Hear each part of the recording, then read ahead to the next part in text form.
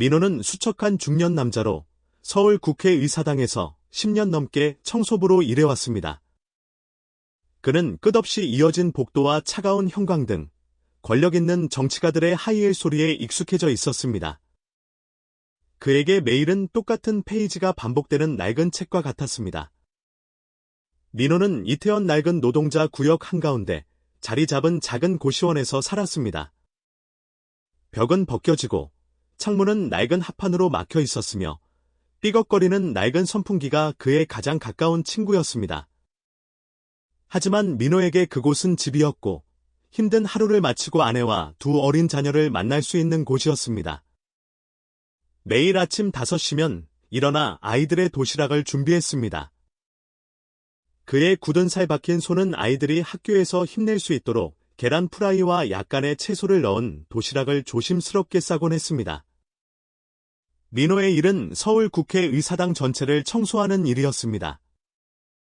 길게 뻗은 복도에서부터 정치가들과 비서들의 사무실까지 그는 낡은 청소 카트를 끌고 큰 문들을 지나다니며 바닥에 떨어진 종이 조각들을 줍고 무심코 남겨진 신발 자국들을 닦아냈습니다. 그곳에서 일하는 사람들은 종종 그를 스쳐 지나갔고 아무도 눈길조차 주지 않았습니다. 민호는 자신의 위치를 잘 알고 있었기 때문에 개의치 않았습니다. 그것은 그저 생계를 유지하는 일이었고 집세와 아이들의 학비를 내고 만성질환을 앓고 있는 아내의 약값을 마련하는 방법이었습니다. 하지만 모든 사람이 민호가 조용히 일하도록 내버려 두지는 않았습니다.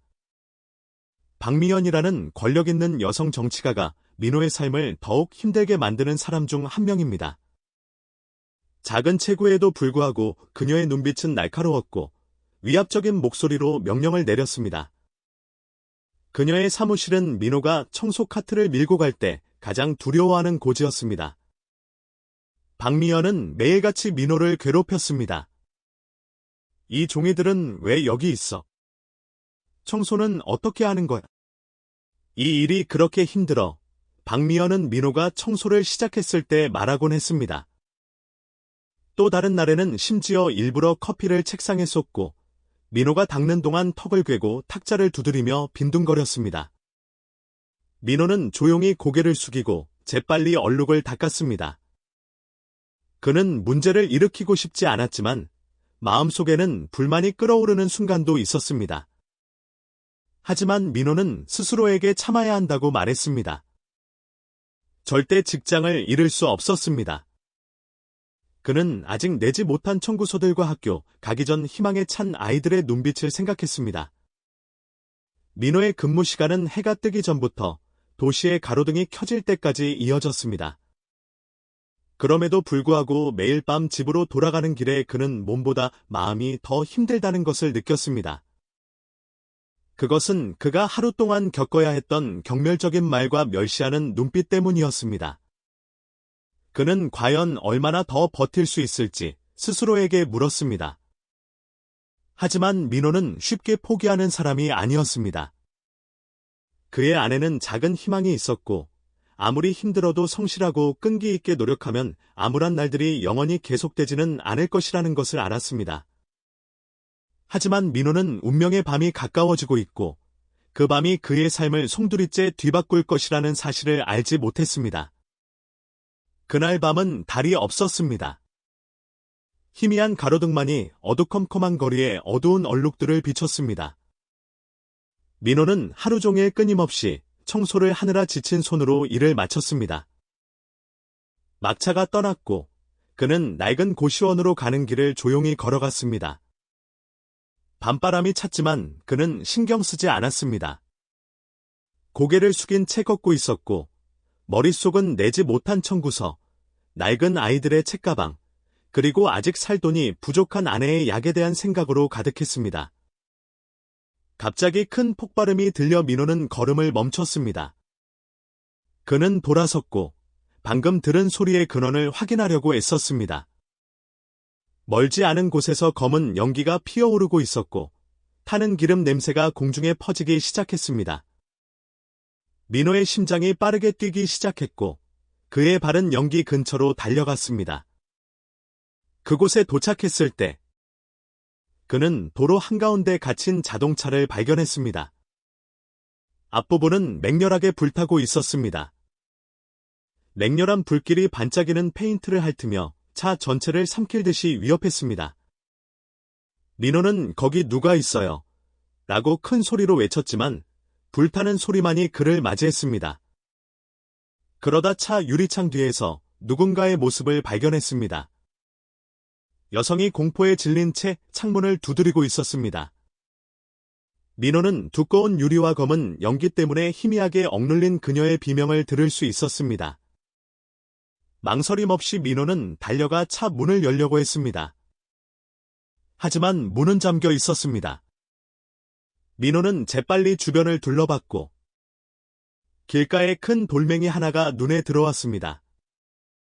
그는 돌멩이를 잡고 창문을 힘껏 내리쳤습니다.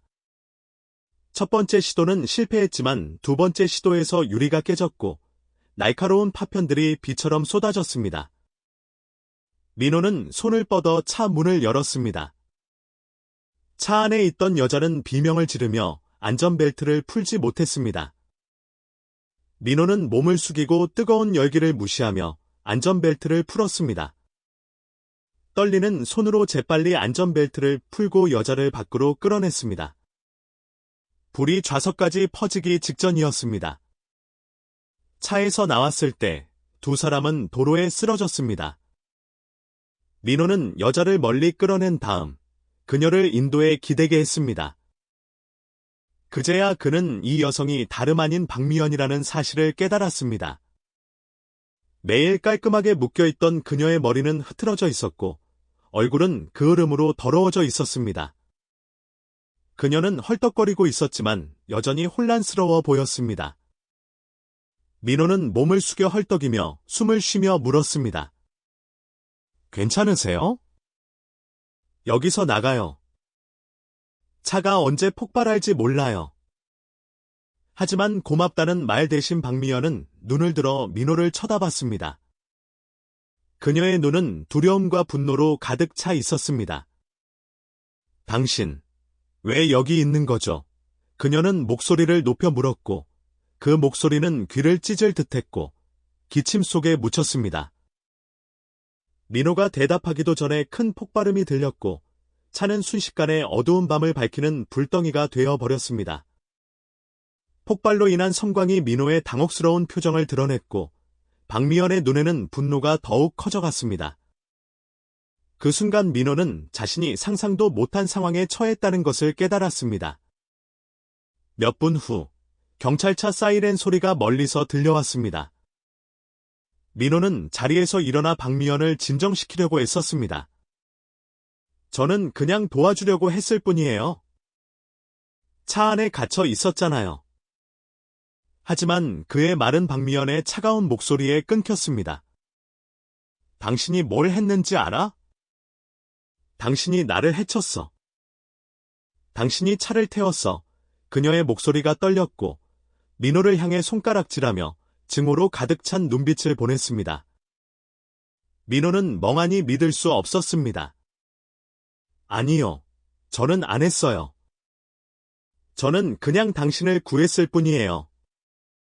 하지만 모든 것이 너무 빨리 일어났습니다. 경찰이 현장에 도착했을 때 박미연은 사실과 정반대되는 이야기를 계속해서 외쳤습니다. 그녀는 민호가 일부러 자신을 차에 가두고 불을 질렀다고 했습니다. 그녀의 상처와 지저분한 모습은 이야기를 더욱 그럴듯하게 만들었습니다. 민호는 설명을 하려고 했지만 그의 말은 박미연의 울음과 비난 속에서 묻혀버렸습니다. 한 경찰관이 다가와 엄숙한 표정으로 손을 들어 올렸습니다. 민호는 제가 잘못한 건 없어요. 제 말을 믿어주세요. 라고 말했지만 아무도 그의 말을 듣지 않았습니다. 순식간에 민호는 수갑을 차고 바닥에 고개를 숙였습니다. 경찰차에 실려갈 때 그는 불타버린 자동차와 차갑게 굳은 표정으로 그를 구해준 박미연을 바라볼 수밖에 없었습니다. 그날 밤, 민호의 삶은 완전히 바뀌었습니다. 그는 불 속으로 뛰어들어 사람을 구했지만 돌아온 것은 비난뿐이었습니다. 그가 할 수 있는 일은 경찰차 안에서 혼란과 고통으로 가득 찬 채 왜 하필 나일까? 누가 내 말을 믿어줄까? 라고 자문하는 것뿐이었습니다. 민호는 차가운 감방에서 조용히 앉아 있었습니다. 희미한 조명이 그의 지친 얼굴을 비췄습니다. 쇠창살이 부딪히는 소리와 감방 문이 닫히는 소리가 차가운 공간에 울려 퍼졌습니다. 그는 자신이 어떻게 이곳에 끌려왔는지 기억하지 못했습니다. 단지 현장을 떠난 후 모든 것이 악몽처럼 흘러갔다는 것만 알았습니다. 그가 설명하려고 아무리 애써도 박미연의 차가운 눈빛과 비난에 묻혀버렸습니다. 저 사람이 저를 차에 가두고 일부러 불을 질러 죽이려고 했어요. 박미연은 현장에 있던 경찰들에게 외쳤습니다. 그녀의 날카로운 말은 민호의 심장에 칼을 꽂는 것 같았습니다. 그는 자신이 구한 사람이 어떻게 그렇게 잔인하게 그를 고소할 수 있는지 믿을 수 없었습니다. 경찰서에서 민호는 위험한 범죄자처럼 취급받았습니다. 아무도 그의 말을 들어주지 않았습니다. 그들은 시스템 내에서 권력이 있고 존경받는 인물인 박미연의 증언만 믿었고 그것이 진실이라고 생각했습니다. 민호 같은 사람이 감히 박미연 같은 사람에게 손을 댔다는 게 말이 안 된다고 생각했습니다. 한 경찰관은 민호의 진술을 기록하면서 경멸스러운 표정을 지었습니다. 민호는 침착함을 유지하려고 노력했지만 무력감이 그의 가슴 속으로 밀려왔습니다. 제가 잘못한 건 없어요. 제가 그녀를 구했어요. 제 말을 믿어주세요. 그는 절망에 찬 목소리로 되풀이했지만 그의 말은 편견으로 가득 찬 눈빛에 외면당한 채 텅 빈 공간에 메아리칠 뿐이었습니다. 살인 미수와 재산 파괴 혐의가 빠르게 제기되었습니다. 민호는 마치 땅이 무너지는 듯한 기분이 들었습니다. 그는 박미연을 구해준 사람이었지만 이제 남은 생을 감옥에서 보내야 할 운명에 직면했습니다. 감방에서 민호는 차가운 철제 침대에 몸을 웅크린 채 두 손을 꽉 쥐고 앉아 있었습니다. 그는 자신의 가족, 아내, 두 어린 자녀들을 생각했습니다. 그들이 그가 없는 세상에서 어떻게 살까? 집에서 유일하게 돈을 버는 사람이 부당하게 기소되었을 때 그들이 어떻게 살아갈 수 있을까? 감옥에서의 첫날은 민호가 겪은 가장 긴 시간이었습니다. 아무도 그를 찾아오지 않았고 어떤 격려도 희망도 없었습니다. 경찰은 심지어 음식과 물조차 제공하지 않아 굶주림과 절망에 잠기게 했습니다. 차가운 벽이 그를 압박했고 자유의 공기는 멀리 떨어진 꿈처럼 느껴졌습니다. 매일 밤 민호는 딱딱한 침대에 누워 천장을 멍하니 바라봤습니다. 그는 박미연의 눈빛을 떠올렸습니다. 감사함이 아닌 증오와 혐오로 가득 찬 눈빛이었습니다. 그는 왜 그녀가 그렇게 했는지 스스로에게 물었습니다. 그녀의 삶이 그녀의 자만심과 이기심보다 더 가치가 있지 않다는 말인가? 민호가 감옥에 갇혀 있는 동안 바깥 세상은 계속해서 돌아갔습니다. 하지만 아무도, 심지어 그의 동료들조차도 감히 그를 변호하지 않았습니다. 박미연의 명성이 너무나 컸고 그녀의 권력은 누구든 대면하기 두려워하게 만들었습니다. 심지어 평소에 민호에게 친절했던 사람들조차도 연루될까 두려워 거리를 두었습니다. 이야기는 빠르게 미디어에 초점이 되었습니다. 위험한 청소부가 유명한 정치인을 공격하고 살해하려고 했다는 기사가 게재되었습니다. 민호는 어떤 설득력 있는 증거도 없이 여론의 눈에 범죄자가 되었습니다. 비난의 말은 몽둥이처럼 그의 명예와 자존심을 짓밟았습니다. 하지만 어두운 밤중에 갑자기 빛이 나타났습니다. 지나가던 사람이 우연히 촬영한 영상이 소셜미디어에 퍼지기 시작했습니다. 영상은 민호가 불타는 차로 달려가 창문을 깨고 박미연을 밖으로 끌어내는 장면을 담고 있었습니다. 영상 속에서 민호가 온 힘을 다해 박미연을 죽음으로부터 구하는 모습은 너무나도 명확했습니다. 영상에는 박미연이 구조된 후 경찰이 도착하기도 전에 민호를 고소하는 모습도 담겨 있었습니다.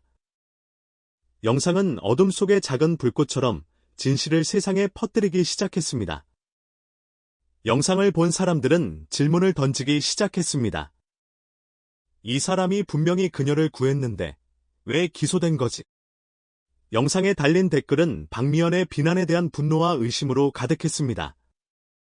일부 사람들은 클립을 공유하며 샵사인 민호의 계정을 해시태그를 달았습니다. 하지만 민호는 바깥에서 일어나는 모든 일에 대해 아무것도 알지 못했습니다. 차가운 감방에서 그는 여전히 절망에 잠겨 있었습니다. 그는 커뮤니티에서 솟아오르는 분노의 물결을 알지 못했습니다. 그 물결은 그의 운명을 완전히 바꿀 수 있는 물결이었습니다. 그리고 멀리서 진정한 폭풍이 몰아치기 시작했습니다. 민호는 감방 구석에 웅크리고 앉아 있었고 바깥에서 분노의 불길이 타오르고 있다는 것을 전혀 알지 못했습니다. 그가 박미연을 불타는 차에서 구하는 장면이 담긴 영상이 소셜미디어에서 엄청난 속도로 퍼져나갔습니다. 그것은 그의 결백을 증명하는 중요한 증거일 뿐만 아니라 전례 없는 정의의 물결을 일으키는 기폭제가 되었습니다.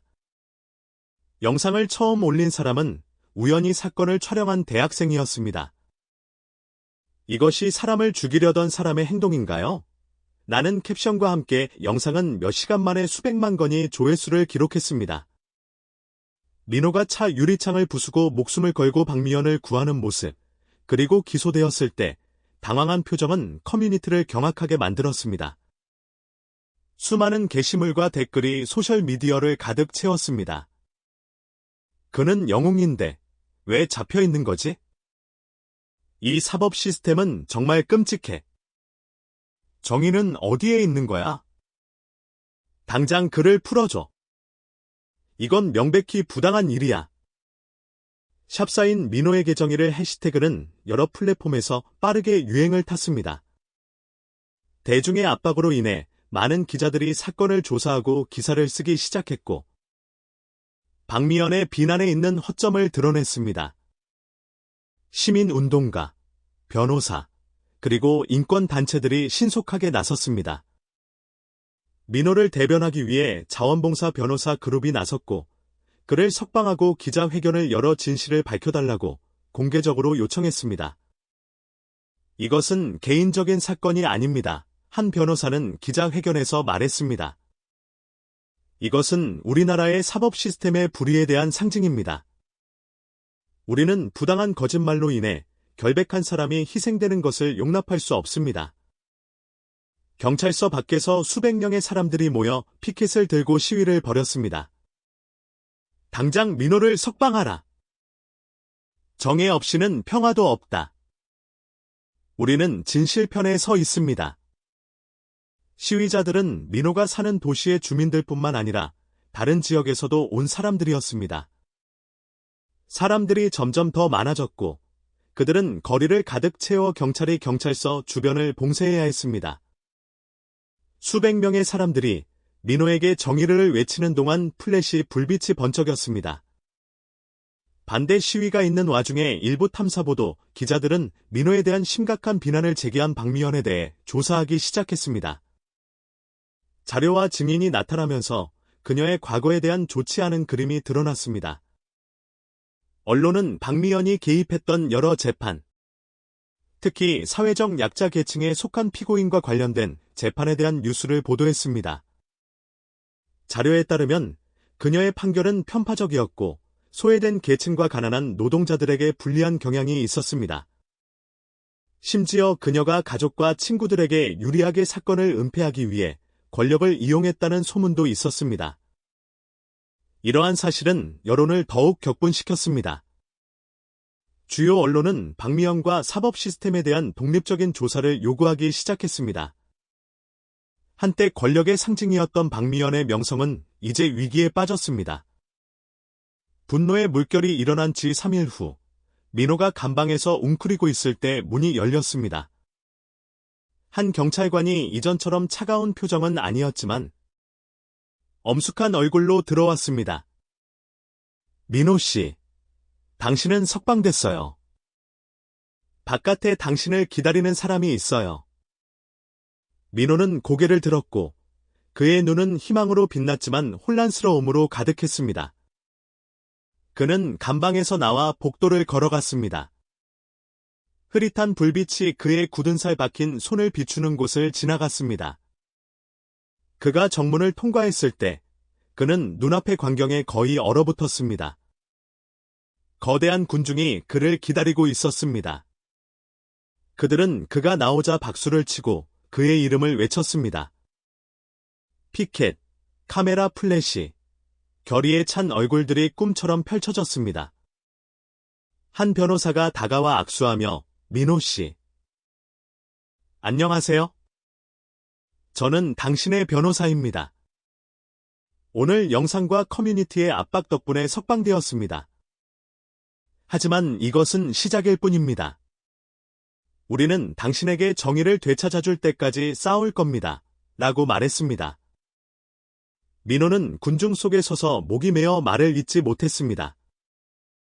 그는 자신이 이름 없는 청소부였고 이렇게 큰 지지를 받을 것이라고는 생각하지 못했습니다. 그는 미소를 지었지만 눈물이 얼굴에 흘러내렸습니다. 민호의 이야기는 거기서 끝나지 않았습니다.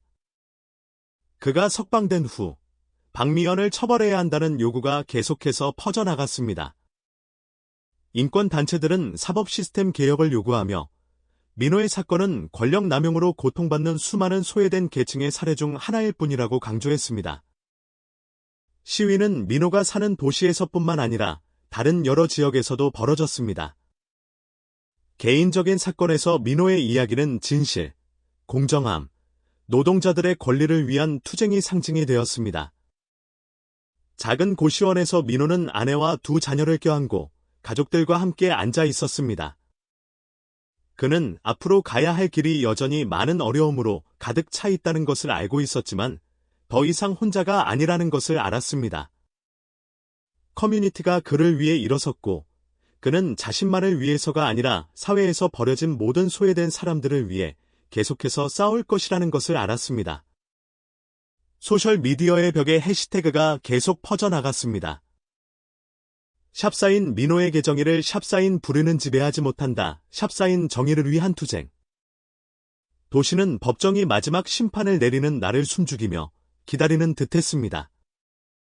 그것은 더 이상 민호만의 이야기가 아니었고 공정함, 진실, 그리고 권력 남용에 맞서는 국가적인 상징이 되었습니다. 민호는 결연한 표정을 지으며 법정에 들어섰습니다. 그의 옆에는 진실을 밝히기 위해 끊임없이 노력한 변호사가 있었습니다. 법정은 언론, 시민운동가, 그리고 그를 지지하는 일반 시민들로 가득 차 있었습니다. 밖에서는 수백 명의 시위자들이 민호에게 정의를 그리고 박미연을 처벌하라라고 외치며 계속 모여 있었습니다. 그의 맞은편에는 박미연이 평소의 오만함과 다른 긴장된 모습으로 앉아 있었습니다. 여론의 압박, 조사, 명확한 증거로 인해 그녀는 이전처럼 자신감을 유지할 수 없었습니다. 재판은 민호의 변호사가 민호가 박미연을 구하는 장면이 담긴 영상부터 그녀의 진실과 다른 거짓 비난에 대한 증거까지 사건의 전체 과정을 설명하면서 시작되었습니다. 영상은 큰 스크린에 상영되어 법정 전체를 침묵으로 잠기게 했습니다. 민호가 불 속으로 달려가는 모습, 차창을 부수고 박미연을 끌어내는 모습은 마치 박미연에 대한 침묵의 비난처럼 분명하게 드러났습니다. 그런 다음 증인들이 차례로 증언대에 올랐습니다. 일부는 이전에 박미연에게 부당한 대우를 받았던 사람들이었습니다. 그들은 박미연이 권력을 남용하여 이익을 추구하고 약자를 억압하는 방법을 폭로했습니다. 재판의 하이라이트는 민호의 증언이었습니다. 그는 자리에서 일어나 침착하지만 확실한 목소리로 운명의 날 밤에 일어난 모든 일을 설명했습니다. 민호는 화려한 말을 사용하지 않고 단순하지만 강력한 진실을 이야기했습니다. 그는 법정을 침묵하게 만들면서 다음과 같이 말을 마쳤습니다. 저는 잘못한 것이 없습니다. 저는 단지 그녀의 생명을 구하려 했을 뿐입니다. 하지만 돌아온 것은 그녀가 나를 증오의 대상으로 만들었다는 것입니다. 정의는 거짓 위에 세울 수 없습니다. 수시간의 논쟁 끝에 판사는 최종 판결을 내렸습니다. 법정 전체가 숨을 죽였습니다.